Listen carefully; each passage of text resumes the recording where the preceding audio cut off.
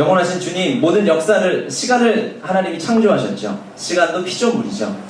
주님에게는 시간이 필요가 없습니다. 하지만 우리를 사랑하셔서 우리를 시간 가운데 살게 하셨습니다.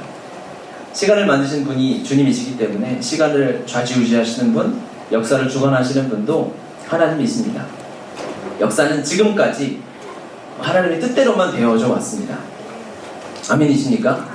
아멘. 인간이 아무리 잘난 척하고 날뛰고 과학이 발전하고 어쩌고 저쩌고 해도 역사는 하나님의 뜻대로만 되어지게 되어 있습니다. 그래서 지금까지 하나님의 계획과 단 한치의 오차도 없이 역사는 이어져 왔습니다. 아멘이세요? 네. 그러면 그걸 봤을 때 앞으로 이어질 역사도 마찬가지로 하나님의 뜻대로 되어질 수밖에 없습니다. 아멘. 이런 진리에는 아멘을 하는 겁니다. 여러분이 너무 잘 알고 있어서 시시한 것처럼 느껴지다고 할지라도 진리에는 아멘을 하는 것이 우리의 태도입니다. 역사가 하나님의 뜻대로 이어져 왔습니다. 그래서 하나님은 온 역사는 오직 하나님의 영광이 드러나기 위해서 사용하셨는데, 우리가 읽은 말씀은 하나님의 역사상 별로 이렇게 특이한 일을 몇 번 하십니다. 그게 그 특이한 일 중에 하나가 무엇이었냐면 솔로몬의 성전을 지은 것입니다. 하나님은 영이시죠. 형체가 사람의 제도, 인간의 제도를 별로 좋아하시지 않으셔서 이스라엘 백성이 간구하고 간구할 때까지 왕의 제도도 주시지 않으셨고, 그 이전까지 모든 그 이방 나라들은 다 신전 같은 게 다 있었습니다. 하지만 하나님은 외모를 취하시는 게 아니라 우리의 마음의 예배를 받으시기 때문에 성전 이런 거를 허락하시지 않았습니다. 그냥 회막에 장막에 야외 그냥 그 언약궤에 임했던 하나님의 임재로 충분했는데, 하나님께서 다윗의 간구와 솔로몬의 순종으로 역사상 하나님의 영광을 드러내시기 위해서 솔로몬 성전을 허락하셨습니다. 우리가 읽을 말씀이 솔로몬 성전이 지어지고 나서 언약궤가 이제 솔로몬 성전에 들어왔을 때 하나님의 임재가 있었던 장면을 우리가 읽었습니다. 놀라운 영광스러운 장면이었죠. 하나님께서 그 당신의 영광을 드러내시기 위해서 솔로몬 성전을 지으시고, 솔로몬 성전에 앞에 기둥을 2개 이렇게 세워놓으셨습니다. 그 기둥의 이름이 뭔지 아세요? 모르세요? 아시죠? 아는데 얘기하면 잘난 척 한다고 할까봐 지금 아는 사람 큰 소리로 얘기해 봅시다. 시작! 이쪽에 3분 정도 얘기하셨는데, 그 성전 기둥 이름까지 알아야 됩니다. 이거 중요한 의미가 있습니다. 성전 기둥의 이름이 야긴과 또 지금 진짜 모르시는 거예요? 아니면 그냥 무시하는 거예요? 빨리 기도를 하자 이러면 되고요. 칼은 제가 측정이 잘 안 돼요. 이게 믿음이 있는 것 같기도 하고 없는 것 같기도 하고, 어쩔 때는 주의 종처럼 거룩해 보이기도 하고, 어쩔 때는 완전 중딩보다 엉터릴 때도 있고, 하여튼 헷갈려서 궁금해서 하여튼 그래 넘어갑시다.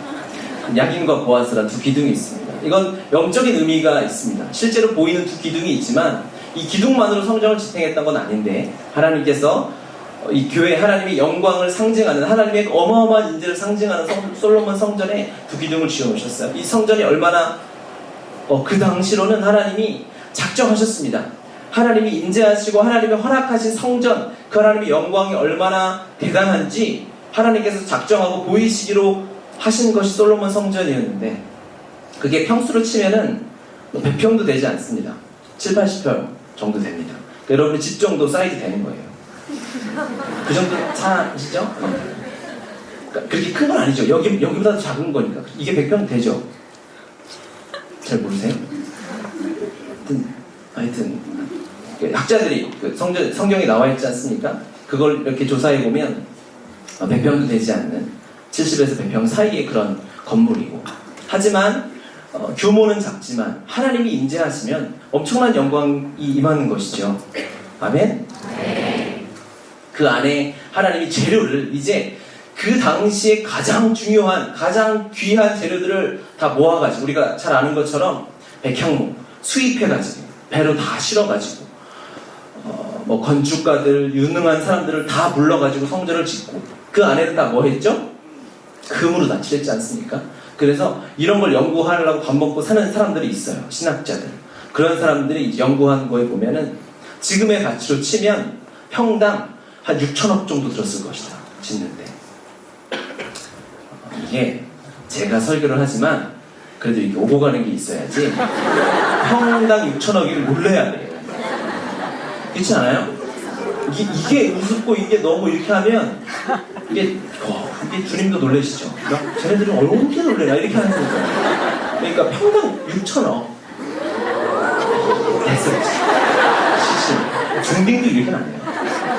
하여튼 주님이 작정을 하신 거예요. 이 성전은 내가 허락해서 나의 영광을 상징하겠다라고 하셔가지고 금으로 다 칠하고, 그러니까는 이 기둥부터 해가지고 그 안에 뭐 3층으로 지어졌는데 모든 그 안에는 전부 금으로 하나님이 가장 귀하고 값진 재료를 사용해서 하나님의 영광의 상징을 나타내시고, 거기서만 끝나면 재미없으니까 언약궤가 들어갈 때 하나님이 임재하셔서 제사장들이 서 있을 수가 없는 거예요. 그 임재가 감당이 안 돼서 하나님의 임재 앞에 무릎 꿇고 엎드려서 하나님을 예배하는. 아마 그 혹시 천주교 다니셨던 분들은 아실 거예요. 그걸 가라는 게 아니라 신부님들이 이렇게 신부가 될 때 목사님들도 안수를 받잖아요. 신부님들도 안수 같은 걸 받아요. 그런데 우리는 무릎 꿇고 받는데 그분들이 이렇게 납작 바닥에 엎드립니다. 해요? 이해했죠? 해야죠. 여기서 엎드릴 수 없으니까. 바짝 이 십자가를 이렇게 엎드려가지고 거기서 이렇게, 아마 제사장들이 하나님의 이 솔로몬 성전에 예배하러 들어갔다가 제사하러 들어갔다가 그 임재의 영광을 맛보았던 것 같아요. 그러니까 놀라운 하나님의 영광이죠. 하나님이 기뻐하신다는 상징이죠. 하나님의 그 시대에 하나님이 일부러 작정하시는 겁니다. 역사 모든 것은 하나님의 영광을 위한 조각들입니다. 아멘? 그런데 이 솔로몬 성전이라는 한 조각은 하나님이 특별히 작정하셨어요. 왜 그러셨을까요? 그 의미가 야긴과 보아스라는 이 두 기둥에 담겨져 있는데, 하나님이 솔로몬 성전을 지었던 그 지명의 역사를 통해서 우리가 그 의미를 살펴볼 수 있습니다. 말씀이 하나 나올 겁니다. 역대하 3장 1절. 네, 나옵니다. 같이 한번 읽겠습니다. 예루살렘 모리아 산에 구축하기를 시작하니 그곳은 전에 야훼께서 그의 아버지 다윗에게 나타나신 곳이죠. 아멘. 여기까지 읽읍시다. 솔로몬이 예루살렘, 이게 말씀 띄워주세요. 이분들이 기억을 많이 못할 것 같아요. 그러니까 제가 다음 말씀 하기 전까지는 그냥 이걸 띄워놓으세요. 멍하니 보더라도 말씀이라도 보도록 띄워놓으세요. 솔로몬이 예루살렘 모리아산, 모리아산 들어보셨죠? 모리아산 어디죠? 뭐 했던 곳? 이삭이 태어났던 곳? 최소한 우리 교분 얘기해야죠. 한 달 전에 얘기했잖아요. 그리고 기대는 안 했습니다만, 아브라함이 자신의 아들 이삭을 바쳤던 곳입니다. 하나님 딱 연상이 되죠? 하나님이 그의 아들 예수 그리스도를 바쳤던 십자가. 성전의 하나님이 영광을 상징했던 그 성전의 첫 번째 기둥은 하나님의 사랑입니다. 복음이죠. 복음은 하나님의 사랑입니다. 아멘? 네. 하나님이 우리를 사랑하셔서 당신의 아들을 내어주셨습니다. 왜 내어주셨을까요? 여러분이 예뻐서? 잘해서? 철야에 나와서? 가 아니죠. 우리의 어떠함과 전혀 상관없이 하나님은 존재 자체가 사랑이라고 했습니다. 하나님은 사랑이시라. 그 말은 무엇이냐면, 우리가 예뻐서 사랑하는 게 아니라, 그러니까 우리는 하나님의 사랑을 다 이해할 수가 없습니다. 왜? 우리는 사랑하는 대상이 있죠. 왜 그럴까요? 나에게 기쁨을 주거든요. 나에게 만족을 주거든. 물건이든 사람이든 어떠한 대상이든 취미든 내가 만족을 느끼기 때문에 우리는 그것을 사랑합니다. 인간은. 그렇죠?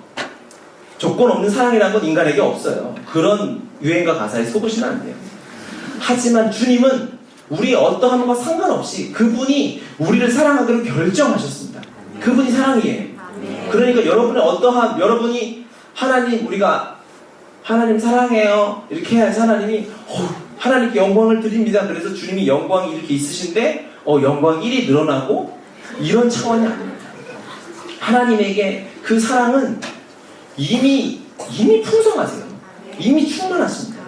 그렇기 때문에 우리 어떠한 거 상관이 없어요. 이미 당신의 마음에서 사랑이 시작된 것이고요.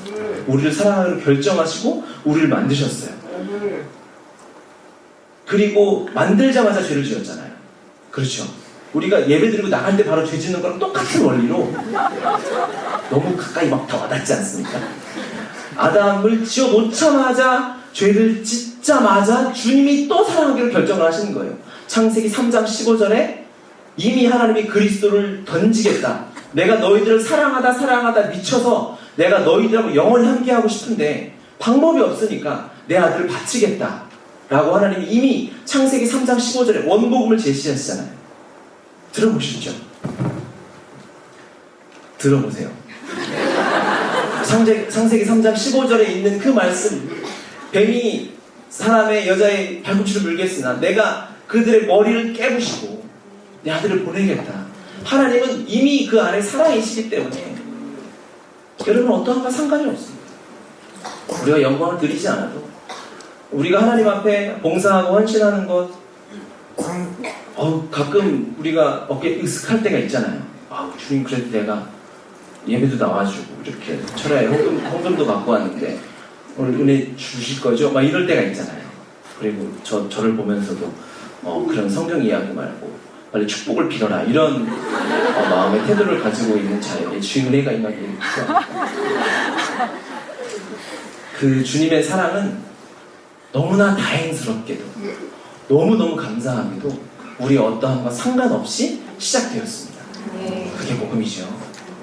우리 어떠함과 상관이 있다면 큰일 나는 겁니다. 그렇죠.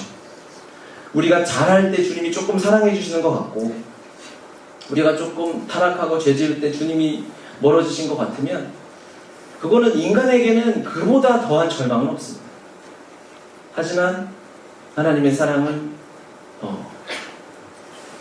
우리가 죄인이었을 때나 우리가 지금 이렇게 하나님 앞에 목마르다고 매달릴 때나 여전히 동일하게 영원히 변하지 않고 우리를 기다리고 계신 그 아버지의 사랑 어마어마한 것입니다. 그 은혜가 깨달아지길 바랍니다. 아멘. 그 사랑, 그러니까 얼마나 사랑하면 아들을 바치겠습니까? 그게 감당이 될까요? 저도 아들을 낳고 보니까 이게 이해가 사실 안 됩니다. 제가 여기서 열심히 이렇게 떠들고 있으면서도 이해가 안 돼요. 이걸 얼마나 사랑하면 아들을 바칠까? 우리 아들. 가끔 그냥 바치고 싶을 때도 있습니다. 너무 말을 안 들어서 이제 6살이 됐어요.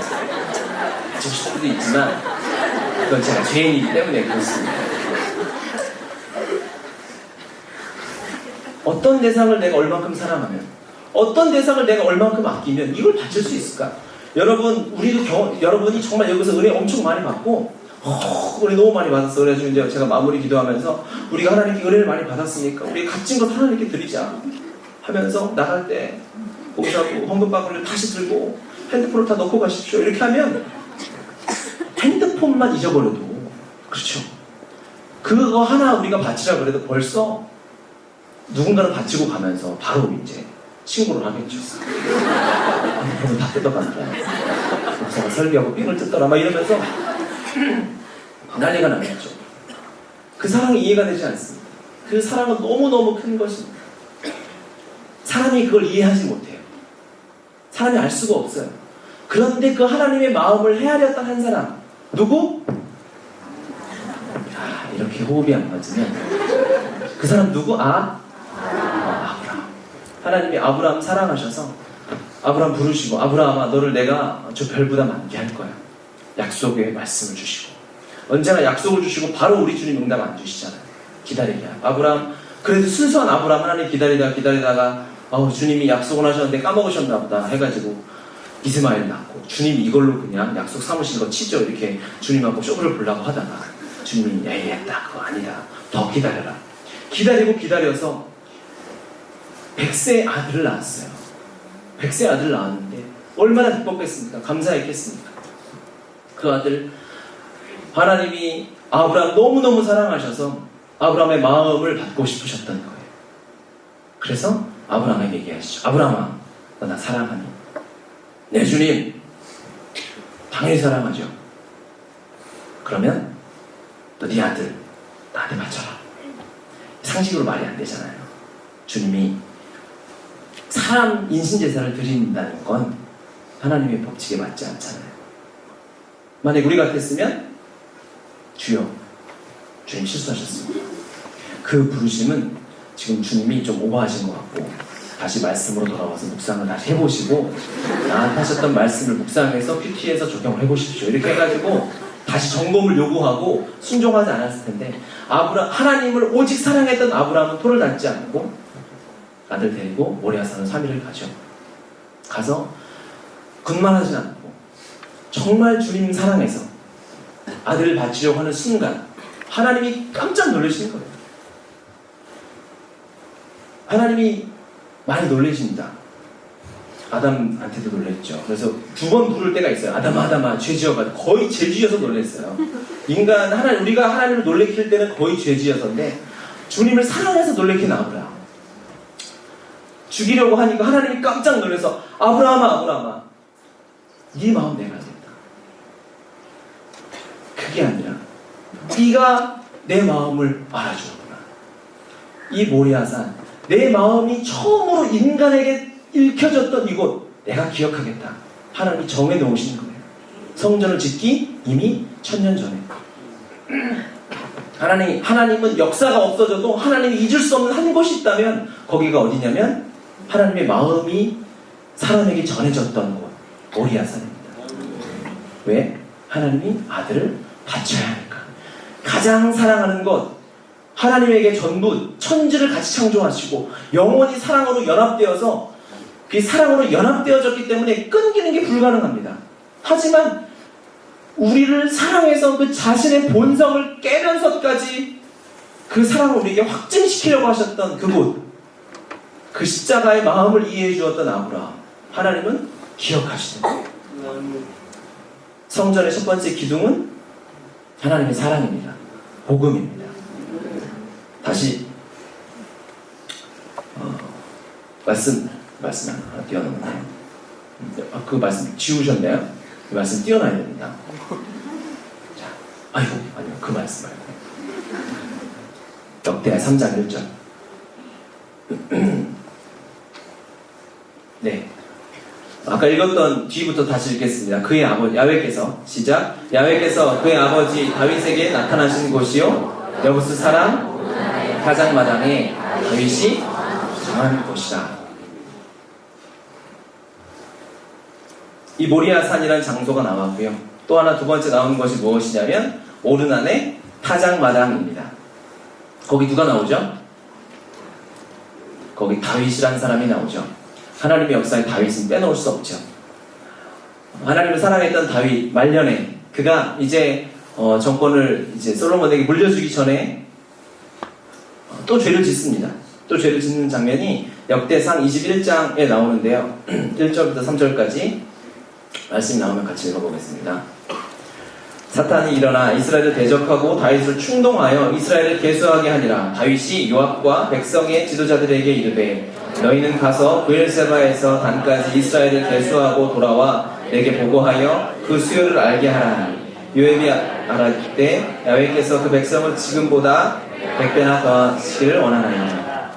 내 주 왕이여 이 백성이 다 내 주의 종이 아니니까 내 주께서 어찌하여 이를 명령하시나이까? 어찌하여 이스라엘이 범죄하게 하시나이까? 말년에 최고 강대국을 이룬 다윗이 요압 장군을 불러서 명령합니다. 야, 우리 하나님이 복을 주셔서 엄청난 나라를 이루었다. 우리 이 나라를 한번 세보자. 우리의 권력을 한번 눈으로 확인해보자. 하나님이 슬퍼하시는 것이었습니다. 심지어 요압이 말립니다. 왜 죄를 지으려 하십니까? 하지만 그래도 다윗이 아니다, 세봐라. 열심히 세고 옵니다. 열심히 세고 왔는데 그때 하나님의 선지자 갓이 나타나서 다윗에게 얘기하죠. 21장 18절부터 19절. 야훼 천사가 갓에게 명령하여 다윗에게 이르시기를 다윗은 올라가서 여부스 사람 오르난의 타작마당에서 야훼를 위하여 제단을 쌓으라 하신지라.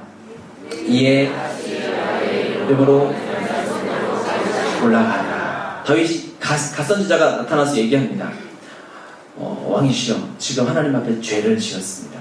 하나님을 신뢰하지 않고 왜 인간이 한 것처럼 개수하려고 합니까? 우리가 너무 잘하는 실수죠. 이거 다윗의 왕국을 다윗이 이뤘습니까? 아니죠. 아무 때나 아멘하면 안 됩니다. 제가 아멘할 타이밍을 드렸다고 자다께서 아멘하면 큰일 나요. 회개를 할 게 많아요. 다윗이 할 수 없죠. 우리가 뭘 우리 인간이 할 수 있겠습니까? 전부 주님이 하시는 것이죠. 아멘? 아멘. 제가 이 시간에 설교하라고 목사님이 얘기하셔서 순종하면서 기도하면서도 막 부담이 되는 거예요. 막 일이 많잖아요. 그래가지고 부담이 돼가지고 주님 앞에 그러니까 부담이 되니까 저도 이거 어떻게 해야 될까? 어떤 말씀 이렇게 해야 될까? 막 고민하다가 결국 얻은 답이 내가 할 수 있는 게 없구나 라고 깨달았어요. 내가 잘하려고 해도 뭐 잘 되는 것도 아니고, 그렇다고 이 말씀이 어차피 하나님의 일인데 제가 못하려고 해도 그렇게 못해지는 것도 아니잖아요. 그렇지 않나요? 주의 일이? 그래서 상관없구나. 그냥 나는 순종하면 되겠구나. 그래서 주님 제가 뭘 해야 되잖아요. 그래서 그래도 브로커가 내가 그래서 이거는 입고 606 홍보나 해야 되겠다 이렇게 해서 제가 여기 내려오기 전에 갈아입었어요. 진짜 그래요. 우리 교육전 회의할 때 내가 다른 거 입고 있었는데 주님이 마음 주셔서 이거 606 가서 은혜 많이 받으십시오. 제가 할 수 있는 건 여기까지인 것 같아요. 어쨌든 그러니까 주의 하는 사람들이 조심해야 됩니다. 여기 구역장님들도 많고 뭐 총무단, 지역장 뭐 이렇게 봉사하시는 분들이 많은데 이게 우리가 하는 일은 없어요. 아멘. 뜨겁게 아멘을 해야죠. 아멘. 그거를 내가 취하려고 한 하나님이 우리를 사랑하셔서 성전에 이름을 붙여주신 거죠. 다윗의 장막이다, 솔로몬의 성전이다 이렇게 붙여주신 거지 다 주님이 하신 거 아니겠습니까? 솔로몬 성전 하나님이 허락 안 하시면 그게 되겠습니까? 안 되죠. 그러니까 우리가 하나님의 일을 하는 사람들이 항상 조심해야 됩니다. 그래서 항상 그리스도를 집중하고 주님이 하시는 일을 이렇게 바라봐야지 쓸데없는 거에 집중하고 그러면 싸움 나고 그래요. 그러니까 6월절 출애굽할 때도 그런 일이 있었다고 하잖아요. 이렇게 막 주님이 9가지 재앙을 내리고 마지막으로 10번째 재앙을 내리면서 모세에게 어린 양의 피를 발라라. 이제 첫째 난 거는 사람이건 동물이건 다 죽을 것이다. 선포해가지고 모세가 깜짝 놀라가지고 장로들 다 불러가지고 야야야 지금 큰일 났다. 문설주마다 다 어린 양의 피를 발라야 된다. 그래가지고 이 장로들이 이제 임원들 아니겠습니까? 우리 총무단들이 빨리 지금 피를 발라야 된다 해가지고 빨리 바르고 들어가서 은혜로 기도하고 있어야 되는데 몇몇 정처럼 총무단이 그 집 나와봐봐. 이 줄이 이렇게 안 맞아. 피가 너무 연해. 이렇게 하다가 그 지적하는 사이에 죽음의 사자가 지나가서 은혜를 입지 못했다는 슬픈 전설이. 주일하는 사람들은 항상 조심해야 합니다. 내가 지금 무엇을 하고 있는가? 내가 은혜의 자리에 참여하고 있는가? 아니면 이거 어차피 내가 하든 안 하든 주님이 다 이루시는 것인데 내가 그 영광을 내가 취하고 있지는 않은가? 우리는 정말 긴장해야 됩니다. 무서운 것입니다. 하나님 일을 한다는 것 무서운 거예요. 십자가 없이는 되어지지 않습니다. 아침에 눈을 떠서 십자가, 지금도 십자가, 내일도 십자가. 그 은혜 없이는 우리가 이거 언제 어떻게 될지 모르는 것입니다. 언제 솔로몬 같이 될지 몰라요. 그 영광을 다 누리고 나서 말년에 우상 숭배하는 자가 될 수도 있는 것입니다.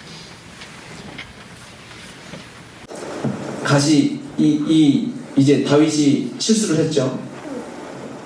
이스라엘 백성의 수를 계수한 실수를 하고 나서 갓선지자가 딱 지적을 합니다. 회개해야 합니다. 또 우리 이 다윗 형님의 주특기 회개 아니겠습니까? 정신없이 잘못했다 그러면 아무데나 무릎 꿇고 회개하는 우리 형님 아닙니까? 그래서 다시 얘기합니다. 너 회개해라. 그랬더니 다윗이 그 자리에 무릎 꿇고 회개하려고 하는데 또 주님이 말리시는 거예요. 다윗아, 스톱. 너 여기서 회개하지 마. 여기서 하지 말고 저 오르난의 타작마당으로 가라. 가서 오르난에게 타작마당에 땅을 사라. 그리고 거기서 네가 제사를 드렸으면 좋겠다. 너 거기서 회개해라. 주님이 회개의 장소까지 정해주셨어요. 그래서 불러가지고 다윗이 사람들을 데리고 가서 그 제단과 제단의 주변의 땅을 전부 삽니다. 오르난이 그냥 쓰세요. 왕이니까 무섭잖아요. 그래가지고 그냥 쓰세요. 예배하세요. 그랬는데 아니다. 주님께 드리는 것이기 때문에 온전한 값을 다 치르고 땅을 사서 온전히 제사를 드려서 하나님이 그 제사를 받으십니다. 그것을 하나님이 기억하시는 거예요. 두 번째 기둥은 무엇이냐면 하나님이 주시는 하나님 편에서 최선이 무엇이냐면 최고가 무엇이냐면 십자가의 사랑, 예수 그리스도의 십자가 복음입니다. 그러면 그 사랑을 받은 우리 인간 편에서 할 수 있는 최고는 무엇이냐? 바로 하나님 앞에 나아가는 기도입니다. 아멘. 두 번째 기둥은 기도. 기도 중에 가장 우선되어야 하는 기도가 무엇이냐면 회개 기도입니다. 아멘. 우리가 할 수 있는 회개는 선택이 아닙니다. 회개는 어떠한 도구가 아니에요. 야, 너 성령 받기 위해서 너 방언 받고 싶지? 그럼 회개해야 돼. 일단 너 생각나는 거 죄를 다 써봐. 나 욕했어요. 나 사람이 미워요. 이렇게 써가지고 너 회개했지? 그럼 이거 불 태우고 방언 받자? 이렇게 해가지고 회개가 뭐 부흥해야 되니까. 야, 우리 사람이 많아져야 돼. 그럼 일단 회개 한번 해보자. 그러면 부흥할 수도 있을 거야. 사람을 늘리거나 어떤 은사를 구하거나. 회개는 도구일 수 없습니다. 회개는 인간 편에서 할 수 있는 가장 강력한 기도가 회개입니다. 회개는 어떤 사람이 할 수 있을까요? 내가 죄인이라고 인정하는 자만이 회개를 할 수 있어요. 그럼 회개는 무엇이냐? 회개는 주님 나 이거 잘못했어요. 저거 잘못했어요. 나 이것도 주님 어떡할까요? 나는 죄인인 것 같아요. 내가 지은 죄, 내 몸에 붙어있는 먼지를 털어버리는 정도가 회개가 아니라 회개는 내 존재 자체가 너무 죄인인 거예요. 내 존재 자체가 하나님 앞에서 감당이 안 되는 거예요. 그래서 내 존재가 죄인입니다. 내 삶을 돌이켜서 주님 앞에 나아가는 것. 내가 주인 삼은 모든 것을 내려놓는 것.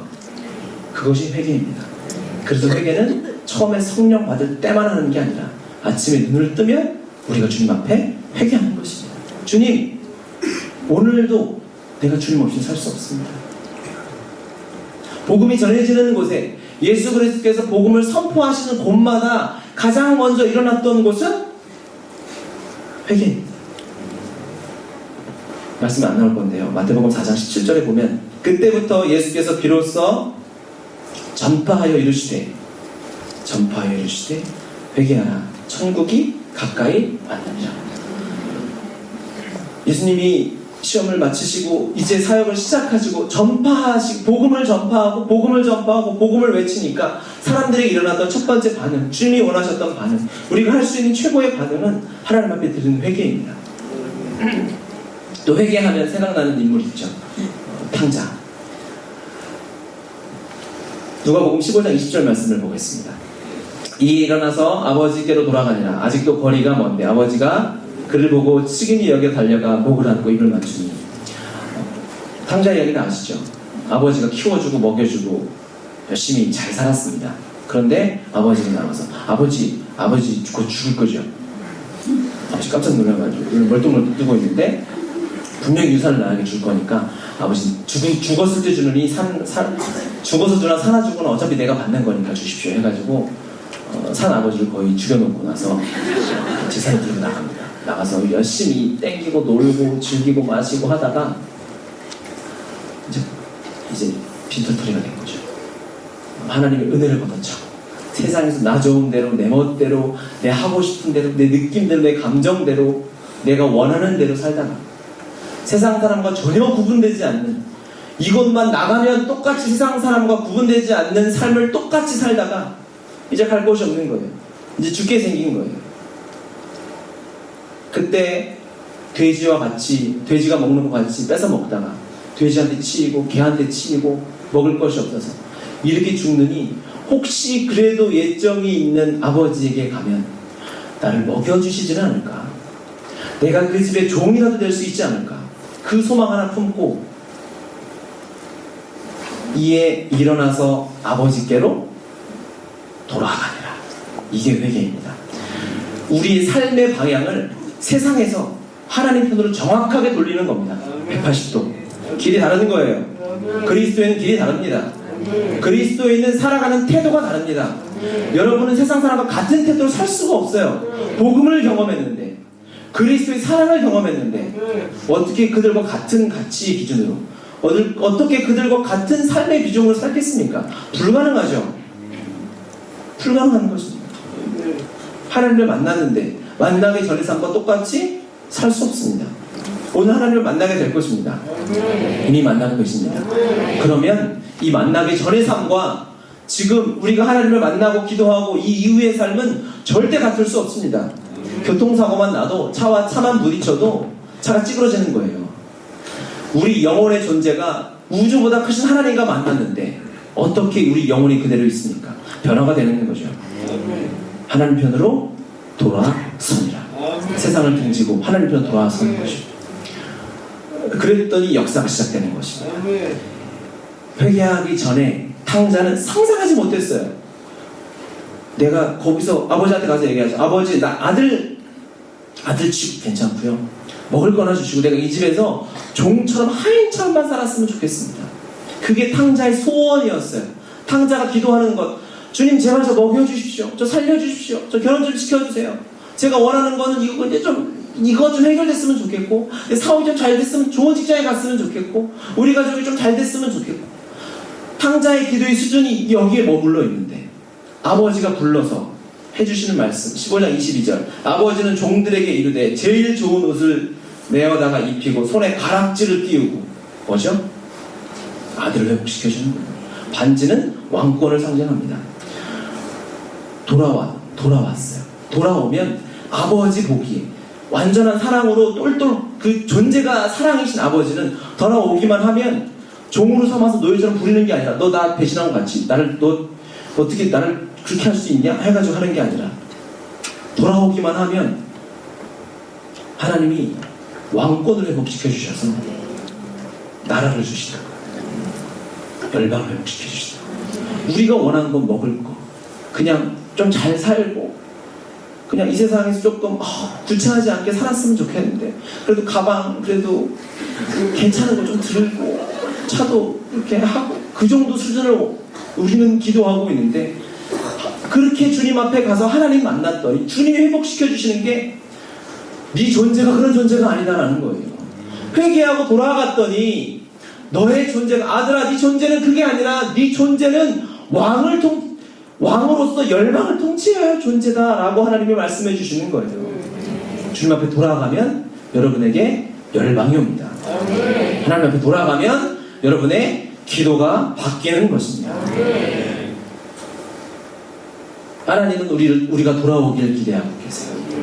우리가 회개하고 내 삶의 방향을 정확히 돌려서 하나님 앞에 가면 하나님이 우리의 기도를 바꾸십니다. 그 전에 우리가 그동안에 드렸던 내가 이게 정말 나의 전부인 것 같던 이거 없으면 죽어버릴 것 같던 이 사람 없으면 이것 없으면 이거 안 되면 내 삶이 끝나버릴 것 같은 고통 중에 있었는데 주님 앞에 회개하고 돌아갔더니 하나님이 그냥 관점을 바꿔놓으셔서 우리의 손에 당신의 열방을 손에 쥐어주시는 겁니다. 반지를 끼워주시고 너는 왕자였어. 너는 공주였어. 회복되어지는 은혜가 있는 것입니다. 하나님은 우리를 이 왕의 자녀로서 이 열방을 통치하기를 원하고 계십니다. 회개하면 하나님이 그것을 회복시켜 주십니다. 저도 틈만 나면 회개를 했습니다. 주님이 은혜를 주셔서 제가 처음으로 주님 앞에 회개했다고 기억나는 게 언제였냐면 97년도에 일본으로 단기 선교를 갔습니다.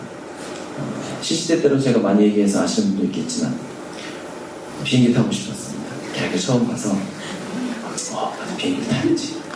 선교, 은혜 이런 거는 제 머릿속에 있질 않았습니다. 비행기를 타고 일본에 간다니까 아르바이트. 그때 제가 과외도 많이 하고 있어서 선교비 모금 이런 거는 없었습니다. 오직 나의 목적은 해외여행이었기 때문에 비행기를 타고 일본에 갔는데 하나님이 그곳에서 저를 기다리고 계셨습니다. 제가 되게 수줍음이 많은 사람이었는데 그런데 거짓말 해야 됩니다. 이곳에서 거짓말 하겠습니까 제가? 시간도 없는데 근데 그래도 제가 좀 개구장이였어요. 개구장이어가지고 막 사람들 괴롭히고 막 그랬어요.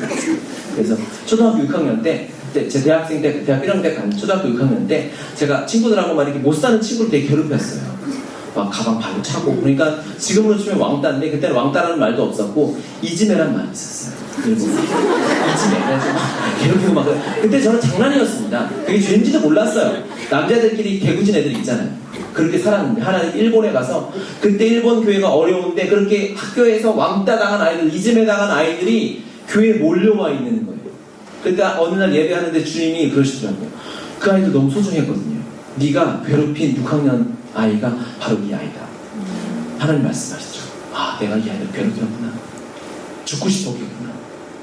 하나님이 그 밤에 무릎 꿇게 하시고 1시간을 넘게 울었던 것 같아요. 그렇게 회개하고 내가 그 괴롭힘을 당했던 아이들 앞에 무릎 꿇고 다 빌었습니다. 미안하다. 내가 잘못했다. 그 아이 뭐 말이 안 통하죠. 뭔가 그러냐고 안 됐어 막 이러면서 하여튼 그랬습니다. 하여튼 제가 태어나서 제일 많이 울었습니다. 어마어마하게 울고 그런데 제 삶이요. 저는 알잖아요. 제가 증인이잖아요. 97년도 이전에 저는 교회에서 봉사 이런 거를 주고 나눠주고 쓰레기 줍는 거 6개월 한 거밖에 없었습니다.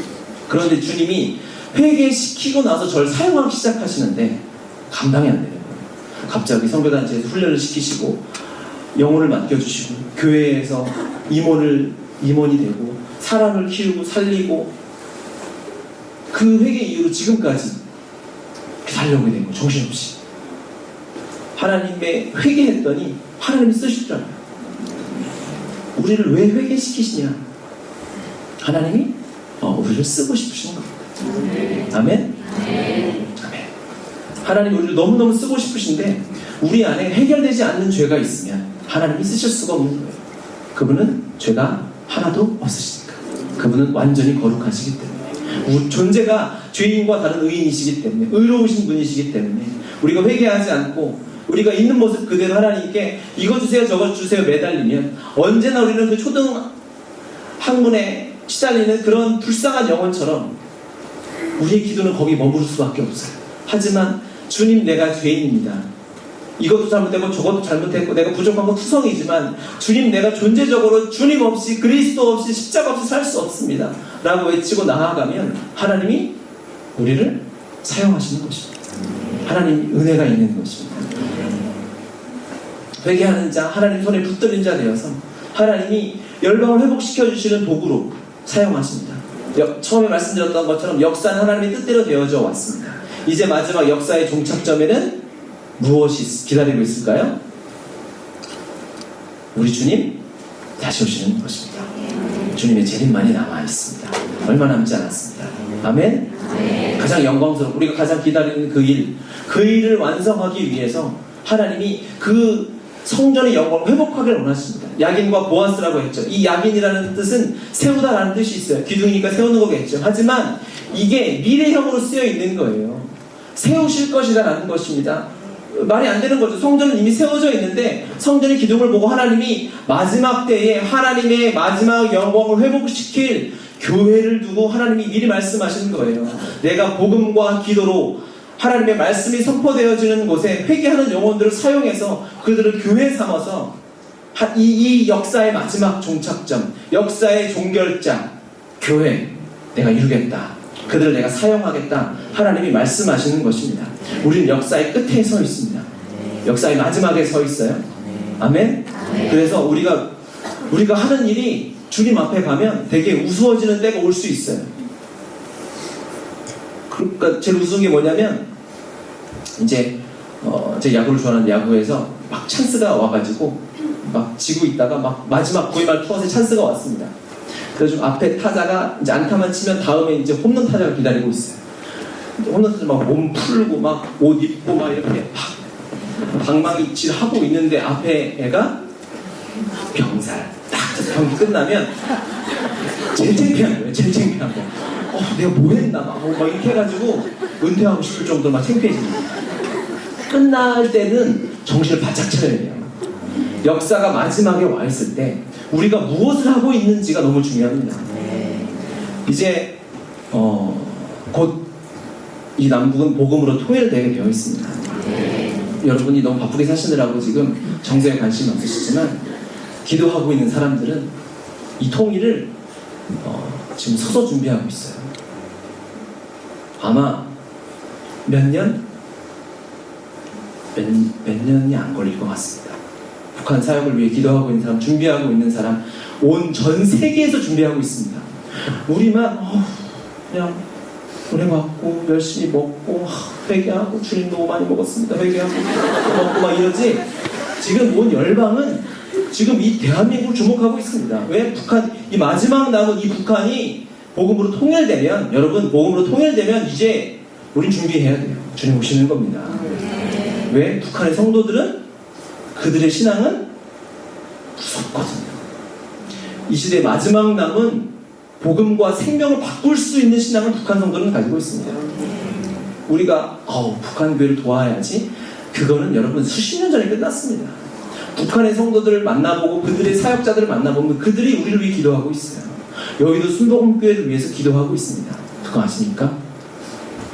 아셔야 돼요. 이미 영적인 주도권, 우리가 돈 몇 푼 있다고 거만 떨고 뭐 통일이 되니 어쩌니 그런 꼴값 떨고 있을 때가 아니고, 지금 영적인 주도권은 이미 북한에 다 있어요. 그들은 예수 믿어? 총 앞에서 예수 믿어 합니다. 그 신앙을 가지고 하나님이 지키신 거예요. 안 먹이시고 안 입히시고 죽이시면서 신앙 하나 지키시려고 북한을 보호하고 계셨어요. 우리가 미안해야죠. 우리가 그들 만나면 무릎 꿇고 빌어야죠. 미안하다, 도와주시면 돼서. 그들은 그렇게 버티고 있습니다. 왜? 주님이 다시 오신 준비하려고. 통일되면 그들은 주님의 재림을 앞당길 엔진이 될 겁니다. 공식적인 통계는 미국이 선교사 1위지만 이미 중국이 비공식적으로는 세계 선교사 파송 1위입니다. 숫자를 셀 수가 없어요. 30만에서 100만 명을 얘기합니다. 이 중국의 이 무시무시한 군대가 얘네들 이제 돈을 벌면서 약간 살찌고 있어요. 한국 교회처럼. 이들을 깨울 수 있는 것, 한국 교회를 깨우고 중국 교회를 깨울 수 있는 것은 북한의 성도밖에 없습니다. 그들이 일어나서 복음으로 자유해지면 북한이 회복되며 남한이 회복되고 중국이 회복되면 이슬람 무너지는 거 순식간입니다. 그러면 우리 주님 만나는 거예요. 할렐루야. 이 시대에 한국 교회도 엄청나게 준비하고 있습니다. 이민 교회마다 시민권을 다 가지고 준비하고 있어요. 왜? 일단 문이 조금만 열리면 한국 사람 못 들어가니까, 내가 한국인이지만 미국 시민권, 캐나다, 뉴질랜드, 호주 시민권 엄청나게 가지고 있습니다. 들어가려고. 대학생들, 선교단체 10,000명이 서약서 쓰고 준비하고 있어요. 통일되면 나 휴학하고 북한 들어가겠다. 10,000명 이상. 러시아, 사할린, 중국 쪽에 10만 평, 20만 평의 수용소를 준비하고 있어요. 혹시 무슨 사태가 벌어질까. 이 시대를 여러분이 살고 있어요. 역사의 마지막. 좀 정신이 드시나요? 근데 이게 설 때가 아니네? 정신 드세요? 이 마지막 때 하나님이 우리에게 요구하시는 게 무엇일까요? 이제 그렇게 되면 주님이 진짜 오시는 거예요. 이 영광이 회복되어지는 거예요. 하나님이 상징으로만 보여주셨죠. 솔로몬 성전을 우리가 읽었잖아요. 벌써 40분 전에 읽어서 다 까먹었죠. 임재가 임하니까 제사장들이 서 있지를 못하고 엎드려져서 주님을 예배하는 그 임재 좀 맛만 보여주셨는데, 그 영광스러운 주님이 다시 오신다고요. 그러면 모든 나라, 민족, 죽었던 사람, 시체 화장되고 물에 빠져 죽은 사람 다 일어나서, 하나님을 인정하든 인정하지 않던 모든 시체까지 다 일어나서 예수 그리스도가 왕이십니다. 어린 양을 찬양하고, 우리가 찬양하자 어린 양. 이 아이를 어린 양을 왜 찬양합니까? 동물 중에 가장 연약하고 연약한, 하지만 이 신비, 어린 양을 찬양하고 어린 양을 따라가는 수많은 신부로 하나님이 구원하시는 그 놀라운 역사가 우리의 코앞에 와 있습니다. 이때 우리가 무엇 해야 될까요? 회개하고 주님 앞에 돌아가야 됩니다. 하나님 우리 사용해 주십시오. 하나님 우리 카리스 사용해 주십시오. 우리가 이름답게 살게 해주십시오. 선교회 아니겠습니까? 선교 아닙니까? 선교. 증인들이 가는 것. 증인, 마르큐스. 증인은 순교의 이름을 포함하고 있죠. 그리스도를 믿는다는 것, 주를 믿는다는 것. 우리가 듣는 복음과 저 IS에게 핍박당해서 죽어가는 어린아이들이 듣는 복음과 다른 복음일 수 없습니다. 같은 비중의 복음입니다. 하나님이 에베소 교회를 향해서 책망하고 책망하셨죠. 너가 첫사랑을 버렸어. 말씀을 읽읍시다. 마지막으로 말씀을 읽고 기도하겠습니다. 에베소 교회 사자에게 편지하라. 오른손에 있는 7뼈를 붙잡고 7 금조대 사이를 거니시는 이가 이르시되, 내가 내 행위와 수고와 내 인내를 알고 또 악한 자들을 용납하지 아니한 것과 자칭 사도라 하되 아닌 자들을 시험하여 그의 거짓된 것을 내가 드러낸 것과 또 내가 참고 내 이름을 위하여 견디고 게으르지 아니한 것을 아노라. 엄청난 칭찬을 해주십니다. 에베소 교도 잘했다. 예수 믿고 기도하고 이 철야까지 나와서 헌신하고 봉사하는 것 잘했다. 하지만 내가 책망할 것이 하나 있는데 너 첫사랑을 버렸어. 그건 안 되는 거죠. 주님 이거 왜 하셨어요? 이 얘기를 에베소 교회 왜 하셨을까요? 정말 잘못해서 때려서 무릎을 흘리고 주님 잘못했어요. 앞으로 안 그럴게요. 그걸 해서 주님이 하셨을까요? 하나님 에베소 교회 사용하기 원하셨습니다. 에베소 교회를 쓰셔야 됐거든요. 초대 7교회를 사용하셨어야 됐거든요. 회개를 촉구하시는 주님의 메시지 안에는 사랑이 있습니다. 왜? 주님 오셔야 되니까. 주님 오셔야 되는데 그 일을 교회를 통해서 이루실 텐데 우리를 사용하셔야 하는데 우리가 회개하지 않고 이대로 있으면 우리는 그것과 전혀 별개된 삶을 살아요. 가장 안타까운 것입니다. 여기서 똑같은 은혜 받고 똑같은 삶을 사는데 어떤 사람은 그 영광에 충만해서 쓸데없는 것을 구하지 않고 오직 주님의 다시 오심과 영광스러운 하나님의 임재를 구하면서 살아가는데 어떤 자들은 아직도 내가 먹을 것, 나 종이라도 됐으면 좋겠다, 그냥 거지처럼만 살지 않았으면 좋겠다라고 여기고 살아가는 자들이 있다면 그렇게 안타까울 수 없습니다. 우리 카리스 성교회가 회복되어야 합니다. 우리만 회복되면 이 땅은 소망이 있습니다. 한국교회를 아무리 욕하고 돌팔매질하고 채찍질하고 비난해도 우리가 돌아서면 400명이 있는데 우리가 회개하고 돌아가면 우리 교회는 살아납니다. 우리 여수순복음교회가 회복되어지면 열방이 돌아오게 되는 것입니다. 우리가 그 마음으로 하나님 앞에 기도했으면 좋겠습니다. 하나님 회개하길 원합니다. 주님 앞에 돌아가길 원합니다. 하나님 앞에 돌아가서 하나님 혹시 이 마지막 시대에 혹시 쓰고 싶은 사람이 있다면 나도 좀 써주십시오. 나도 좀 사용하여 주십시오. 라고 하나님 앞에 부르짖는 시간이 되었으면 좋겠습니다.